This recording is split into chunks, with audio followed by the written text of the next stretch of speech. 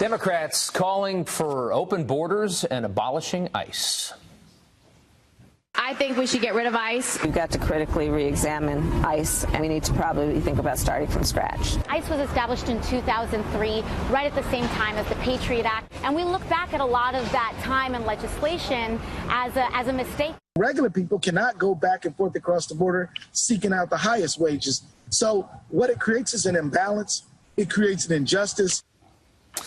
But as thousands of people in this migrant caravan march toward the U.S., the left appears to have fallen pretty silent on this issue. So is that caravan impacting their midterm message? Here now to debate that, Democratic political analyst Jason Nichols and attorney Jenna Ellis.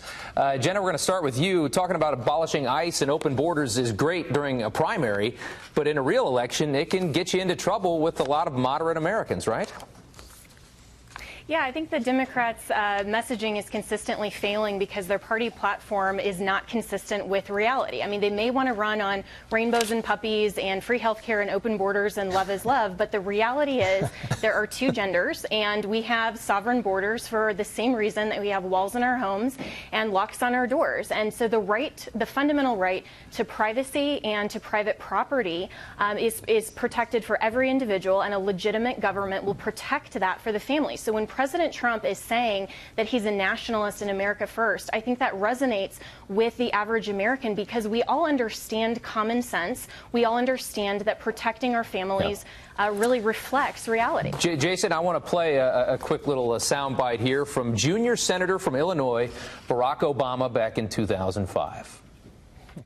We simply cannot allow people to pour into the United States and circumventing the line of people who are waiting patiently, diligently, and lawfully to become immigrants in this country.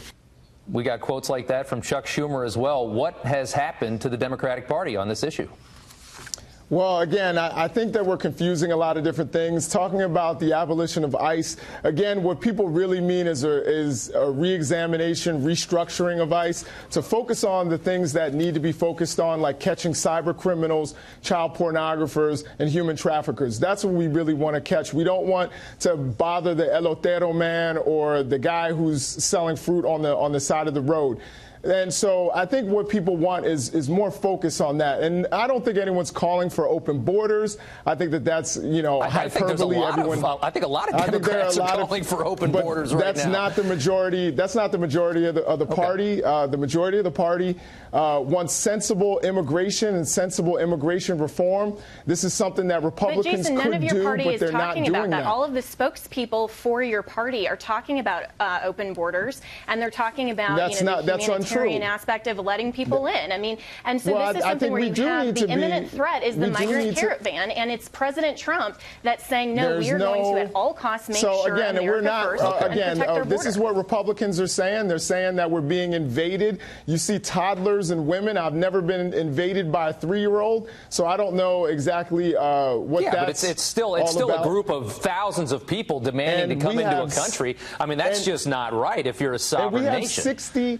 We have 65,000 members of Border Patrol who we actually trust to actually do their job and be able to vet these people. And also we know that 90% of the people who have come in other caravans to our country have actually shown that they have credible fear, and that's the first step in gaining asylum. I haven't heard that number, but let me get guys real quick. I got to cut in here. I'm going to give you guys some numbers from a Gallup poll that I found. 37 million people in Latin America want to come to the United States. 1 out of every 3 people in Honduras want to come to the United States. And they hear rhetoric from many people on the left, Jenna, that says that borders are bad, that we should build bridges instead of walls, that nobody is illegal.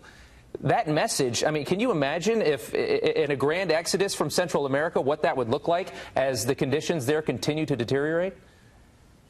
Yeah, and I think that you're right that a sovereign nation has an obligation to its own citizens first to protect its borders. And so when people abroad hear that and they hear that rhetoric, then they're relying on the Democratic Party to ultimately protect them and override the sovereign will of the nation and the fact that the United States has an obligation to protect its citizens first. And so we have to make sure that we pass, I would agree with Jason, we have to pass common sense immigration reform, but that's not at the sake of of just opening our borders and allowing anyone who simply wants to be here to ultimately be here. No one has a right to be here. They have to apply for legal status. They have to go through whatever our law is that is in place. And so if we are looking at how we are protecting our borders first, we can't just invite an open invitation and an open border. I mean, this is a migrant caravan of over 5,000 people, 5,000 to 6,000 people. MS-13 is definitely there. There are criminals there. And so just to cross the border, whether you're 3 years old or you're 300 years old, those people? It is illegal. All right, guys, well, we are unfortunately out of time. I love this topic. Jason and Jenna, thank you both very much for your time this morning.